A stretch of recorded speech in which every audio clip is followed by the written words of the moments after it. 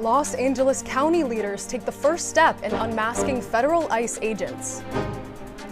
Polling centers in Tennessee have just closed for the final election of 2025, and it looks to be a close race.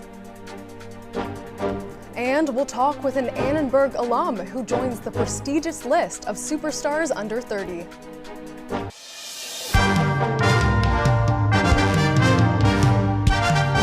Annenberg TV News is next. The Los Angeles County Board of Supervisors gave a preliminary approval to a ban on federal agents wearing masks. Hi, I'm Sebastian Soto. And I'm Lizzy Brunn. This vote comes just a month and a half after Governor Gavin Newsom signed a similar bill. The proposed ordinance would apply to all government agencies, prohibiting masks or any coverings that disguise their identity. 4 of the 5 supervisors voted in favor of the ordinance, with Catherine Barger abstaining. In a statement, Barger said, quote, "I abstained from voting on the promised ordinance because it is not implementable, not enforceable, and ultimately creates a false sense of security for the very individuals it aims to protect." The meeting attracted supporters and critics. Yes, I'm against the item as it currently stands. I feel like that I should be allowed to be masked for their own protection, just given we live in a polarized world. There have been threats. We've seen assassinations. Well, I'm here because of this, not having masks on ICE and have them identify themselves, because that's really important for the community to see who they're interacting with. Today's vote is preliminary. A second vote, which will take place next Tuesday, is required for the proposal to be approved. Polls have now closed in Tennessee for a special election to fill a House seat. Despite being a Republican state, the race appears to be much closer than expected. Republican candidate Matt Van Epps is running against Democratic candidate Afton Bain. President Trump and former Vice President Kamala Harris are just 2 of the politicians who have donated and campaigned for their party's candidate. Vanderbilt does fall under the 7th district, so students know about this election. We even had Afton Bain come and visit campus for our Democrat club, and we've had so many members on our Republican team go out and help volunteer and support Matt Van Epps.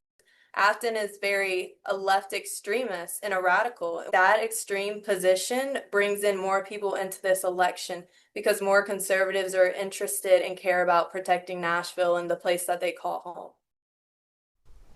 And here's the latest from the Associated Press. Republican Matt Van Epps is up with 57% of the votes. Both candidates are running to replace Representative Mark Green. Green abruptly resigned back in July, saying he had accepted an opportunity in the private sector. The 2026 midterms are less than a year away, and a big topic has been young candidates challenging veteran incumbents. We spoke to one grassroots candidate running for the seat in California's 32nd district. I think if you've been in office for a long time, you have an obligation.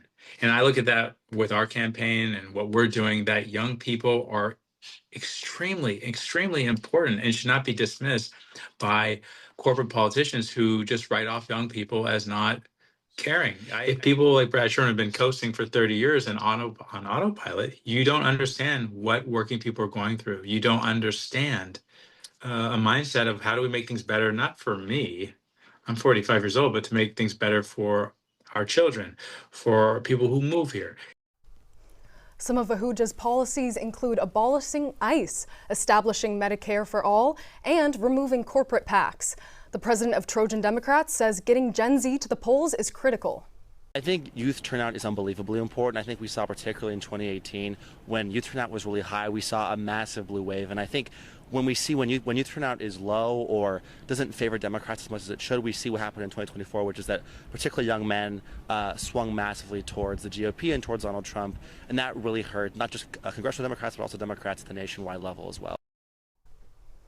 Ahuja is running against 71-year-old incumbent Brad Sherman and 2 other candidates. The 2026 midterms are November 3rd. Protesters are demanding the LA Board of Supervisors pass a motion to protect residents from eviction. This crisis has affected our businesses so much. Right now, our sales lowered around 95%. We had already been affected by the Eaton fires and later by the ICE raids because the first raid that happened on June 6th was exactly right there, right next to our businesses. Activists want the county to protect tenants and business owners who've been impacted by immigration raids and wildfires. The county has done very, very little to address the crisis that this has created for people that live in the county.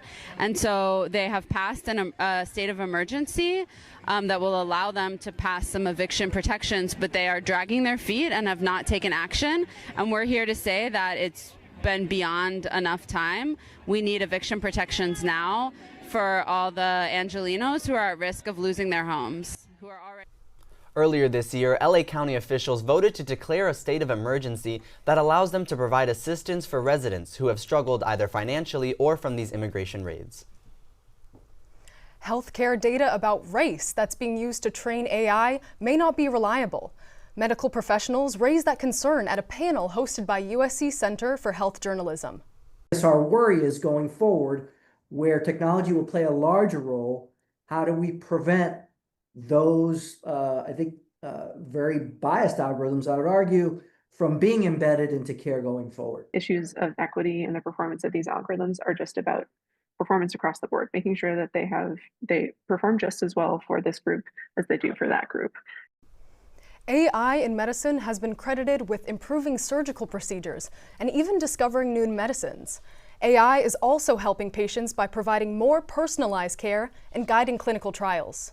Past maybe 5 years, we've started using mostly machine learning models within electronic health record data sets, so large health records. We're really interested in using it for things like, can we predict adverse health outcomes using all of the data that we have in these EHRs, so that like a clinician or a health system could intervene before that happens. Panelists in today's Equity in AI discussion said that improving healthcare starts by improving the data. Starting this week, California drivers with electric vehicles will lose a big perk. The Trump administration is no longer allowing the state's EV drivers to enter the carpool lane as solo drivers. For years, solo drivers in electric cars could use the carpool lane with the help of a bumper sticker. Just recently, the federal government chose not to extend that program, a decision California Governor Gavin Newsom called a traffic jam. As of September 25th, it's estimated that 2 million Californians drive electric vehicles. In fact, 29% of all new car sales were EVs in the third quarter of 2025. We asked student EV drivers their opinions on the changing rules of the road. I think that EVs not being able to drive in the carpool lane just with one person is, kind of discouraging for people who might have wanted to buy, an EV car beforehand. I think it takes away from one of the perks of getting an electric car. I think some people maybe buy it for that reason, get that sticker to be able to drive in the carpool lane. I think honestly it'll just probably drive the market down for electric vehicles because it kind of takes the incentive away to buy them. Drivers with electric vehicles say losing carpool access feels like a step backwards. Starting this week and for the foreseeable future, they can expect longer commutes. A USC and Annenberg alum is among the Forbes 30 under 30 in the media category. The list features 30 of the most promising young people under 30 in various industries. We talked with Tyra Majors today about this prestigious award and her advice to students. I actually found out through a friend who DM'd me the link to the article on Instagram early this morning saying congratulations. And I said, is this a joke? I was like, what is this? I was just so shocked. If you have something set on doing, oh, I want to do entertainment news or I want to do politics, that's great. And it's great that you've identified your beat or passion, but don't be afraid to go outside the box and try new things. Tyra Majors' accomplishments include 2 Emmy Awards and a Golden Mike Award. She is currently an anchor for KOMO News in Seattle and is a journalism professor at Seattle University. Majors was here in Studio C back in 2019. That's when she created her own segment called Major Moves. Coming up, the season of giving is upon us and Angelenos are helping out local organizations. The music geeks and novices give us their takes on Spotify Wrapped. And there's a new coffee shop on the block and I have quite the feeling it's going to be a hit. Find out more next.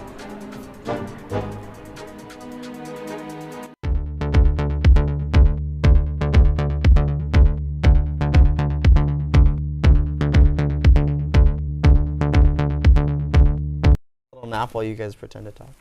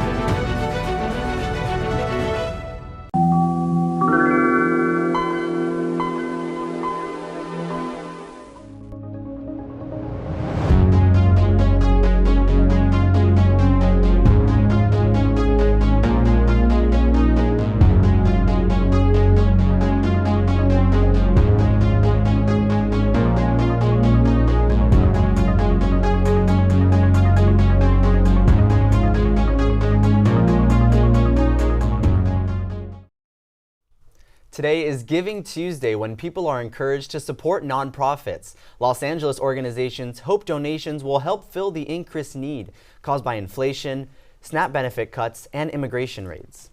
When you look at also the cumulative effect of inflation that we've had for really, 5 or so years, just the cost of everyday goods and everyday necessities is something that is difficult to keep up with.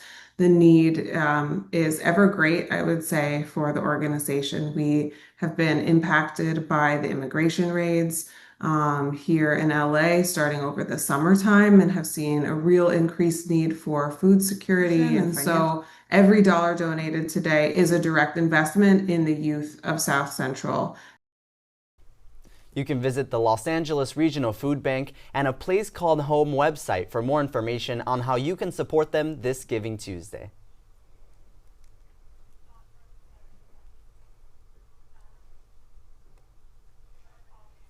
Last year, the top song on Spotify Wrapped was Espresso by Sabrina Carpenter. This year's edition hasn't dropped yet. We checked in with Trojans about their past favorites and future predictions.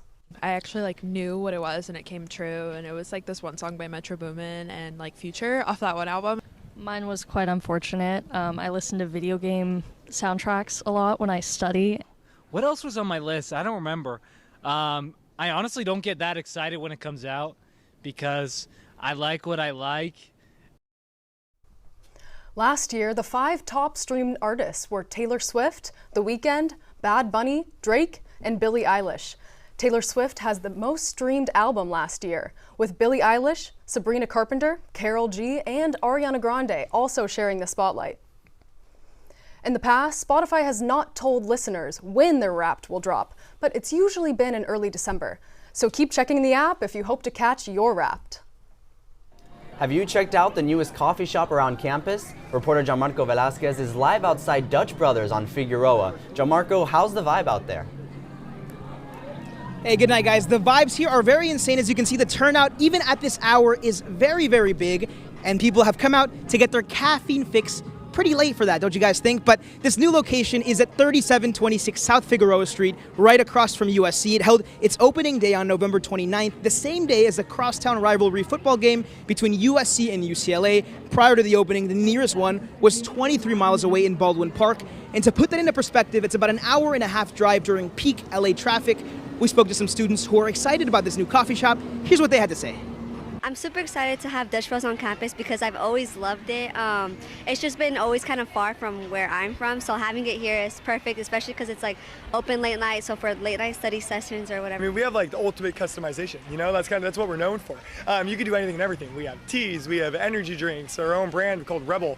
We have sparkling waters, we can do coffee, of course, cold brews, but we have everything. Quite the excitement. A lot of people who are coming out to try all the different drinks. And I'm here with somebody too. Brianna, this is not your first time. You're a veteran. Talk to me. What's your go-to drink? Oh, honestly, I switch it up every single time. It's depending on what the mood I'm in. Yeah. What are you drinking on today? Today I got a seasonal drink. It's the peppermint mocha. Okay. Very, very exciting. And obviously there's a lot of competition here. So many options. Why Dutch Bros? I just like how you can really customize anything, and Dutch Bros kind of has something for everyone, especially if you're like, you kind of need a caffeinated drink studying for finals. Like, there's something for everyone. Real quick, 1 out of 10, how big of a deal is this?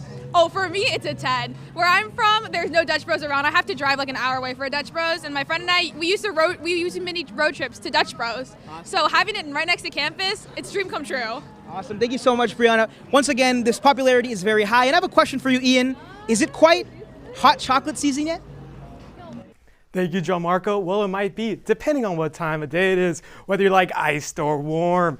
It's going to be cold in the evening and morning, but warm in the afternoon. And this is due to us experiencing a La Nina winter weather pattern, bringing us drier and warmer temperatures than average. This La Nina pattern is from cooler than average Pacific Ocean surface temperatures, which translates to more rain to the northwest, also contributing to the cold nor'easter hitting the East Coast right now, while we stay warmer and drier in the southern half of the country.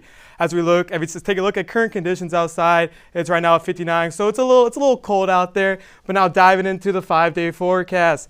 As you can see, we're in for an amazing week of weather to start off the month. Tomorrow will bring a high of 67 and a low of 47 too. And Thursday brings us a little bit of a breeze with some of those offshore Santa Ana winds coming into the area, but mostly affecting our mountain communities. And heading into the weekend, we see highs in the low 70s and lows will be around the 50s. Next week, we're going to continue the warm-up trend with temperatures even predicted to reach the high 70s.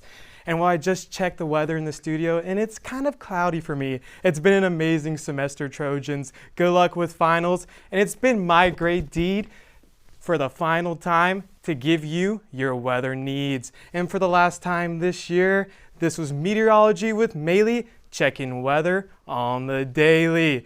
Now, in the famous words of sportscaster Joe Buck, it's December. Can you believe it? It's December. Tell me about what's going on in sports, Lucca. It is December, Ian, and today we'll be talking about a sport that Joe Buck covers on national TV, football, because USC football, we've got to look at some future possible Trojans. And men's basketball has its first conference game of the season tonight. And we'll also be covering women's basketball, which has a home game in about just a few hours against St. Mary's. All that coming up.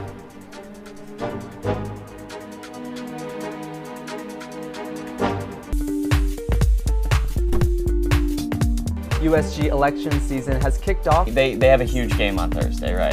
Huge. Prior to that, he couldn't hit water if he fell out of a boat. And a warning tonight about a massive storm heading our way. We're live here at the Galen Center. What would y'all do if you had $2.5 million? Music, art, and women empowerment. And she put her stamp on Big Ten history. Those are men swimming like fish. Thanks for watching. Annenberg TV News. You never miss an episode. Don't forget to subscribe. Thanks for watching.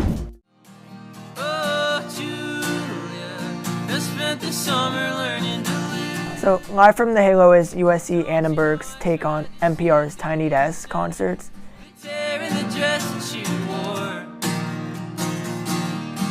This is like a platform for USC students and adjunct students just to perform and play their music for an audience.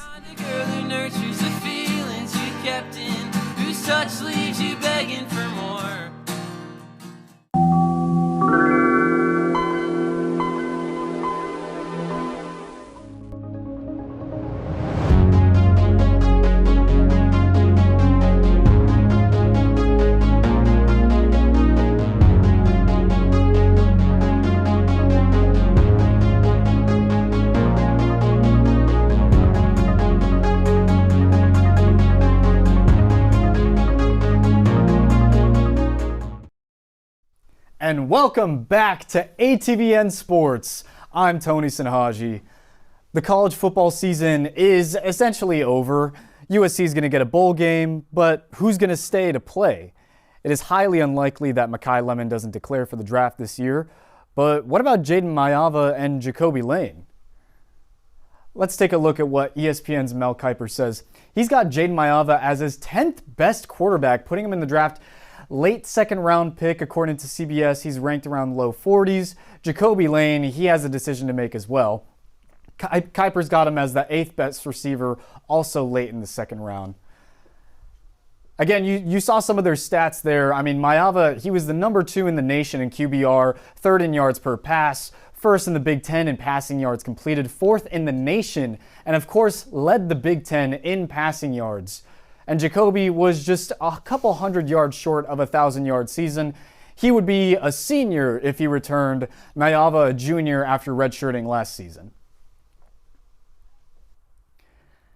And while players could be expected to be on the move, still exciting to see a potential Holiday Bowl game in the upcoming month as USC waits for their slate to fight on one more time this season. And turning over to hoops, USC men's basketball has their first Big Ten matchup of the season tonight on the road against the Oregon Ducks. While expectations were low going into head coach Eric Musselman's third season at the helm, the Trojans have surprised many, going undefeated through their first 7 games, winning the Maui Invitational and becoming ranked at number 24. The same cannot be said for Oregon, as they are off to a middling 5-4 start and a current 3-game losing streak, 2 of those losses coming to unranked opponents. While questions linger over the injury status of USC star Rodney Rice, momentum is still heavily in the Trojans' favor. Transfer forward Chad Baker-Mazara will hope to build on his 23-point outing last game as USC looks to make it 8 wins in a row in Eugene tonight at 7. Men and women's basketball are on a roll right now, both ranked top 25 by the AP. And for women's hoops, the story has been freshman Jazzy Davidson. Listen to what she says about coming into the college level and what expectations she has for this team. So it's been really fun. My teammates and coaches have just been great, helping me through everything. So yeah. How about expectations? As a big time player, you come into a university, a big time college program. What have the expectations? Have they been met so far as as the season just gets started? Yeah, I mean, really, just the expectations for us, I think, is just winning, and so just whatever I can do to help our team do that is what I've been trying to do. And doing that she has. She's led this team as the #1 option, averaging 16, 7, and 2 steals and 2 blocks per game. But we got to work on the efficiency. Coach Gottlieb's new 3-point shooting offense hasn't exactly worked out as planned. So Davidson and USC need to commit on working on ways to get Jazzy to higher percentage shot making. Tune in tonight at 7 when the Trojans look to move to 6-2 against St. Mary's at Galen Center. And it is now time for the last No Huddle segment of the year. We've got the wheel. You know what it is, the segment where we spin the wheel, give our hot takes, and Tony and I, we came up with more Christmas-themed ideas for the wheel this time. Right, Tony? Yes, absolutely. I'm so excited to see them. So why don't you give it a spin? Well, let's start it off. You're going to answer the first topic, which is Christmas Day the NBA's or the NFL's? NFL's trying to take over. What do you think? I think that the NBA absolutely needs to keep Christmas. NFL, you got Thanksgiving. Let NBA belong to Christmas Day. I do agree. Roger Goodell is kind of a greedy man right there. Okay, Tony, you want to spin the wheel for me? Let's absolutely get this in. Okay. And SC Bowl games. So everyone's favorite holiday thing to do is watch the bowl games, college football bowl games. USC has qualified for one of them. I think a potential Texas matchup would be amazing for us. Oh, that'd be so fun. Hook them down. Exactly. And that's going to do it for us from sports for the last time this semester. I am Lucca Chrysostomou. And I'm Tony Sinhaji. Sebastian, take it away. Thanks, guys. Coming up, Drew Richmond brings us his interview with a Viterbi professor who's all about living your life to its fullest. The final edition of Guided by Purpose is next.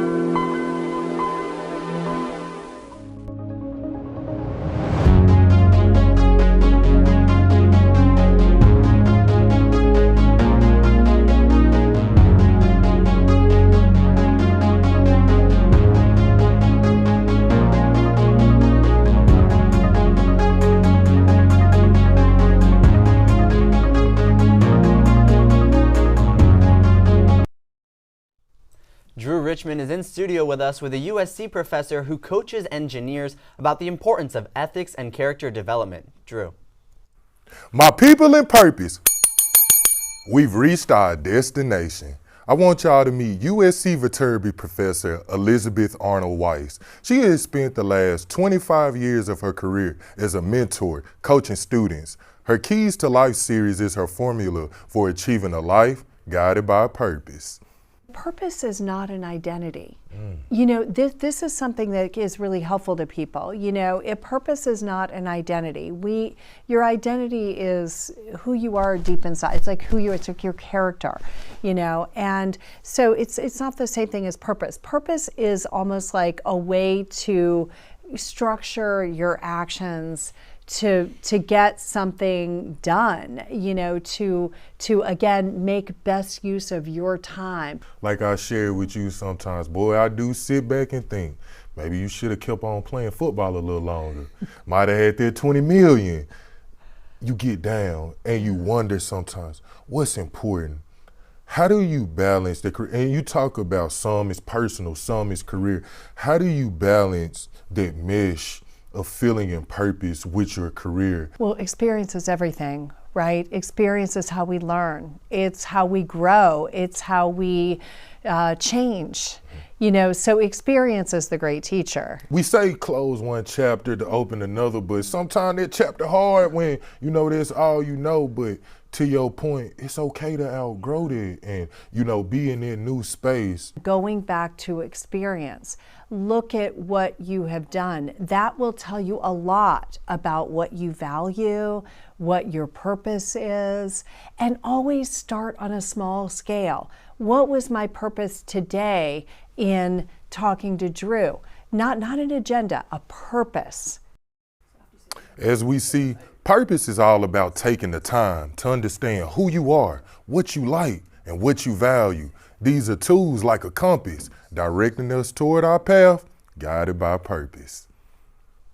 Thank you, Drew, and thank you for watching our final episode this season of Tuesday Team on Annenberg TV News. It's been a wonderful semester covering everything from news and sports to weather, and as you saw, even discovering our purpose. From everyone at Annenberg Media, I'm Sebastian Soto. Thanks again to everyone who makes this show possible and you for watching. I'm Lizzy Brunn. For more coverage, don't forget to subscribe to our channel and turn on notifications so you never miss an episode. See you next time. Good night.